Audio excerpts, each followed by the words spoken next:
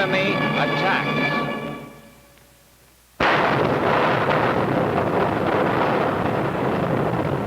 Wait a minute. This has not happened. But although it hasn't happened, we know it can happen.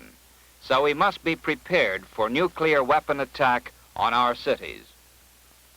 When it comes, emergency medical service must work quickly to save the lives and relieve the suffering of the injured. Thousands will require emergency surgery and hospital care. With our large cities attacked or evacuated, we cannot use our great hospitals. The capacity of our outlying hospitals, expanded to the limit, will be far from adequate to care for the injured who need surgery and hospital care.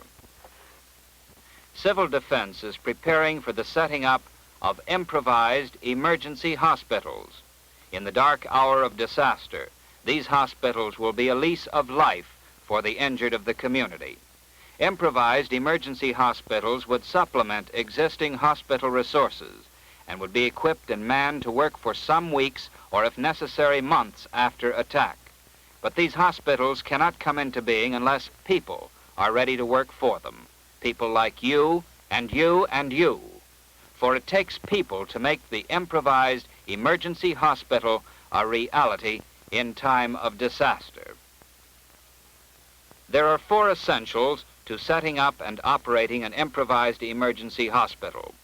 First, a building with the necessary space and facilities which can be adapted to provide basic hospital services. Second, supplies and equipment needed to furnish surgical and medical care. Third, people, the leaders and the staff to man the hospital. And fourth, a plan to organize the people, the supplies, and the building into an effective hospital. In New York State, 3 of these 4 essentials are now available. Detailed plans for establishing and operating improvised emergency hospitals have been developed and published. In almost all areas of the state, suitable buildings exist, primarily in the forms of schools, but warehouses and industrial buildings could also be used. New York State is stockpiling 200 mobile hospital outfits. Each outfit is an organized group of supplies and equipment that can be set up quickly to provide emergency and continuing surgical care for 200 or more persons. In addition, similar hospital outfits will be available from stockpiles of the Federal Civil Defense Administration. But on the final essential, adequate staffs of trained people, much remains to be done. The need for doctors and nurses and other medical personnel, the need for all types of auxiliaries, executives, and other assistants is great. So great that there's a place for virtually every interested, available person, regardless of age or occupation. This film will help you understand the part you can play in the life-saving work of the improvised emergency hospital in time of disaster. The 15 sections of an improvised emergency hospital can be placed in 4 divisions: the surgical division, ward treatment division, technical services, and administrative division. The sections making up the surgical division are the admitting and triage section, the shock room, and the operating room. These 3 sections, together with the sterile supply section, are the heart of the hospital and should be set up first. In the admitting and triage section, a highly skilled surgeon known as the triage officer sorts and classifies all patients according to how urgently they need treatment. This section is located in a hallway or lobby selected as the ambulance entrance. No treatments are given in this area. Depending upon the gravity of the patient's condition, chance for survival, and the amount of medical and nursing care required, the triage officer will direct incoming patients to be taken directly to the wards, to the operating room, to the shock room, or to the treatment rooms. Most of the patients who come to the hospital in critical condition will be sent from admitting and triage to the shock room to be given supportive treatment and prepared for surgery.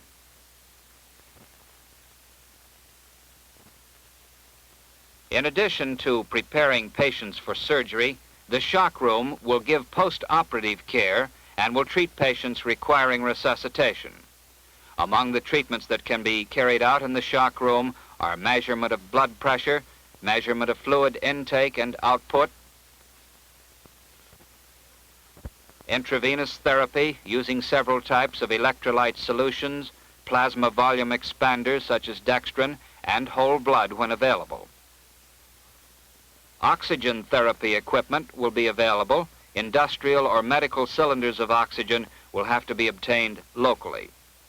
Excess fluid in the stomach, which may hamper respiration, will be removed with this Wangenstein gastric suction pump. Tracheotomies can be performed, and hand-operated suction apparatus will be used for the removal of mucus. In addition, stimulants, sedatives, and other drugs will be available. The third section of the surgical division of the improvised emergency hospital is the operating room with an adjacent stock and scrub room. Because the improvised emergency hospital is primarily a surgical hospital, the first equipment to reach the building includes the supplies required for surgery. Tables, lights, and other equipment will go directly to the operating room. Material that must be sterilized, such as dressings, drapes, and instruments, will go directly to the sterile supply section of the hospital for processing.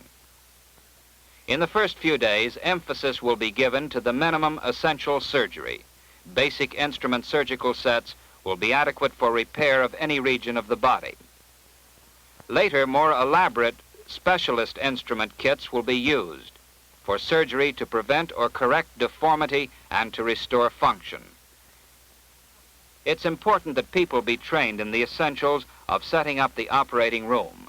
People must be familiar with equipment like the operating table, how to assemble it, how to raise or lower its height, how to install accessories, how to tilt it head down or in a feet down position. Medical personnel should be familiar with the wide range of anesthetic equipment that will be provided: inhalation, spinal, intravenous, and local anesthesia. They should know how to set up several types of electrical equipment, including portable operating lights, electrical suction and pressure apparatus, and the electrosurgical units used for cutting and control of bleeding. Power for the electrical equipment comes through a portable electric distribution system, which may be attached to one of the portable electric generators furnished with each mobile hospital outfit. Each improvised emergency hospital will be equipped with 4 adjustable portable operating tables and necessary additional equipment. In setting up the operating room section, 2 operating tables and their equipment can be placed in a standard classroom. For the 2 additional operating tables, an adjacent classroom should be used. This plan will permit the utilization of the electric distribution equipment in both. It will also conserve skilled nursing personnel, since 1 sterile nurse and 1 circulating nurse can serve 2 operating tables. Adjacent to the operating room, a room will be provided as a stock room, where stocks of sutures, drugs, anesthetic agents, and other supplies can be kept on hand. In the event that running water is not readily available, a scrub area can be set up in this room. Here also, water can be heated on portable gasoline stoves, and instruments can be re-sterilized if necessary.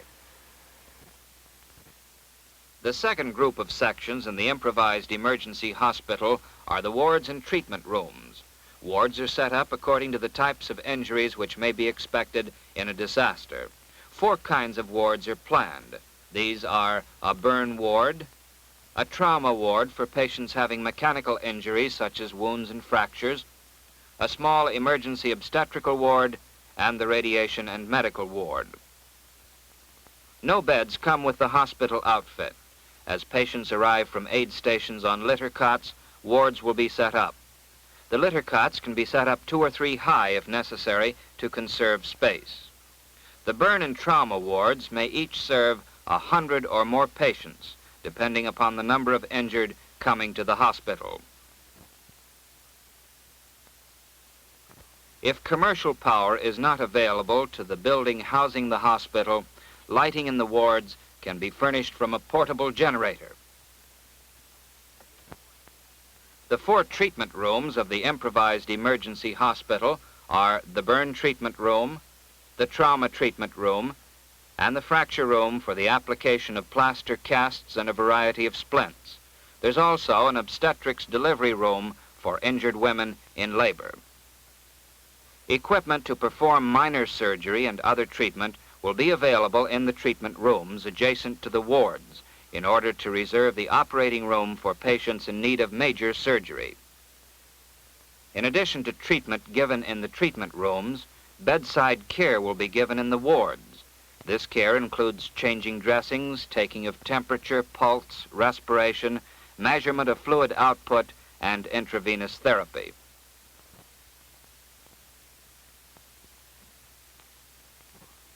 Thus far, we have explored the 2 divisions of the hospital providing surgical and medical services.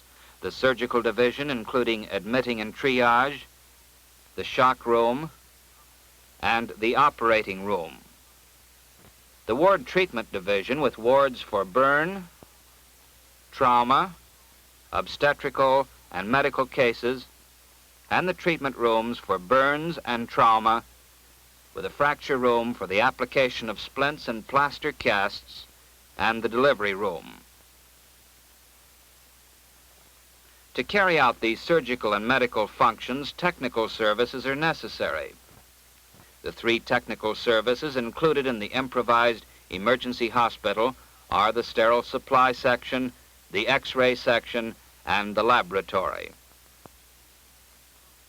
Since no surgery can be started in the hospital until the sterile supply section begins to deliver sterile materials, this section is one of the first to be set up. People in this section sterilize instruments, dressings, drapes, and utensils for use in the operating room and the treatment rooms. Workers will clean instruments and utensils, assemble them in sets, sterilize them, and distribute them to the sections where they will be used. Sterilization will be accomplished by the use of 6 portable autoclaves under steam pressure of 15 to 20 pounds per square inch. The autoclaves, operated by gasoline stoves, are similar in appearance to household pressure cookers. Sterilization is accomplished in 30 minutes. In addition, boiling water sterilizers are provided in this section, as well as in the treatment rooms for sterilizing basins, catheters, jars, and certain instruments. The 2nd technical service of the improvised emergency hospital is the X-ray section. 2 types of X-ray service will be available.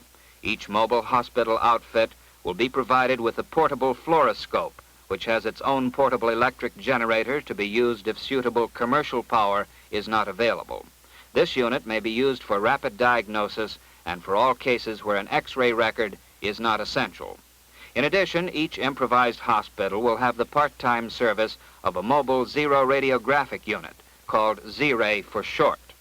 This equipment, with its own portable power generator, has been loaded on a trailer and can be moved by passenger car from hospital to hospital. One zero-radiographic unit will serve 4 improvised hospitals in the same general area on a round-the-clock basis. Zero-radiography eliminates the need for a darkroom, for chemicals, and for water free of radioactivity that are necessary when using conventional film X-ray processes.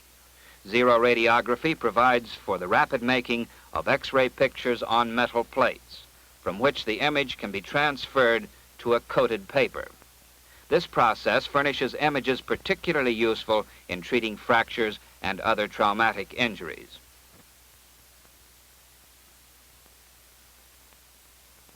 Basic laboratory services will be available, including simple urinalysis, blood grouping and cross-matching, and determination of hemoglobin and red blood cell concentration by simple methods.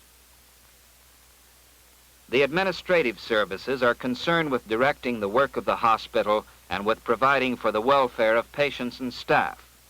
The administration office will serve as the headquarters of the 3 key personnel who will direct the work of the hospital. These are the medical director, who will be responsible for the overall direction of the hospital and specifically for organizing and supervising treatment services. The director of nurses, who's responsible for nursing services, including the assignment and supervision of all nurses and auxiliary nursing personnel. And the executive officer, who is primarily responsible for the various non-medical administrative services, including records, communications between various sections of the hospital, as well as communications with civil defense and other sources of help, provision for utility service and maintenance of the building, the feeding service to arrange for the receipt of food and the serving of it to patients and staff, and the housekeeping service. In addition, the executive officer will be responsible for the pharmacy and stores section, which will be under the direct charge of a pharmacist. The pharmacy and stores section will be responsible for storing and distributing the great bulk of expendable drugs, dressings, and intravenous fluids.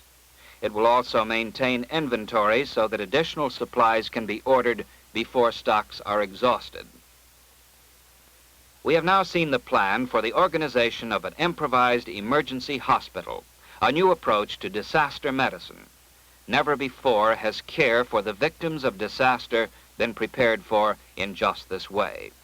The improvised emergency hospital, conceived as the answer to the threat of nuclear bombing and the mass medical problem it would create, is a medical frontier in which you can serve as a pioneer. Let us explore the steps by which such a hospital would be set up. Before supplies are moved in or staff personnel assigned, it should be decided how the various rooms in the building will be used for an improvised emergency hospital. It is strongly recommended that in every locality, each building that might be useful for an improvised emergency hospital be studied now. A simple floor plan should be drawn up to show how various rooms will be used if the building becomes a hospital. In deciding how to use buildings and rooms, a few simple factors should be kept in mind. The building should provide at least 13,000 square feet on 1 or 2 floors. Almost any school of 14 or more classrooms will provide the needed space. A driveway open at both ends to permit one-way traffic is desirable, and a building entrance on the driveway should be selected as the ambulance entrance. The admitting and triage section should be placed at this ambulance entrance, and the remainder of the surgical division, the operating rooms and shock rooms, should be located together in an area away from the flow of general traffic in the hospital. Putting the shock room and the operating room together is not only sensible from the standpoint of surgical patient movement, but it also makes possible for the generator providing power for the operating rooms to supply lighting for the shock room as well. The ward treatment division should have its sections grouped together to provide for the distribution of electric power from a second generator, and to permit a more flexible use of medical and nursing personnel assigned to the wards and treatment rooms. In picking rooms for the technical services, the laboratory and the sterile supply section should be located in rooms with running water. The X-ray section, because of radiation hazard from the fluoroscope, should be located at an outside corner of the building. Most of the administrative services will be directed from the regular offices of the building, where desks and telephones are available. If a school building is used, this naturally suggests the administrative offices. Other activities under administration, such as feeding service and utility service, will be located in areas normally used for these purposes. Once the location of the various sections has been determined and plotted on a simple floor plan, movement of supplies and equipment into the building at the time of disaster will be relatively simple. The New York State mobile hospital outfits have been packaged and labeled so that supplies can be delivered quickly to the hospital sections that will need them. Because of the bulk of the outfit, about 3,500 cubic feet, it's been divided into 2 parts. The first part to arrive, the basic outfit, consists of the equipment and supplies necessary to establish the hospital and operate it for the first 12 hours. This basic outfit can be carried on one large truck, about half the size of a trailer truck. The second part of the outfit, the supplemental outfit, will arrive later and will contain additional equipment, as well as expendable supplies sufficient to operate the hospital with 200 patients for 10 days. By dividing the outfit into these two parts, the people setting up the hospital will receive the essentials first. Time will not be wasted sorting out these essentials from supplies that will not be needed for some hours or days. Every box, carton, and crate in the mobile hospital outfit has been specifically labeled to indicate the section to which it should be delivered, the type of supplies it contains, and the specific items it contains. Because of this, it's possible to direct distribution of all boxes by stationing one or a few people near the supply entrance. This person, armed with a list of room numbers for the sections, reads the name of the section on the box label and directs the box to the proper room. A sign should be put up at each room to help assure correct delivery. Once the supplies are delivered to the particular section, the boxes may be grouped according to their various type or classification. For instance, in sterile supply, it would be possible to keep sterilizing supplies separate from utensils to be sterilized, and these separate from bandages, dressings, drapes, and gowns. This procedure will assist people working in the section to find needed items more quickly. Finally, the detailed listing on the outside of the box, as well as a checklist placed inside the box, will also speed the locating of needed supplies. In almost every instance where equipment must be set up and operated, necessary instructions are packed with the equipment. While the general procedures discussed in this film are simple, the size and complexity of the mobile hospital outfit makes it desirable that people who may one day use it be familiar with details of the outfit. Returning to the 4 essentials for improvised emergency hospitals, it has been shown that a relatively simple and practical plan has been developed for setting up and operating such hospitals, that suitable buildings exist and that their use can be planned in advance, and that supply outfits have been purchased and packaged to conform with the plan. These preparations, however, will be in vain without the 4th essential: adequate numbers of trained people ready to set up and operate these hospitals should disaster occur.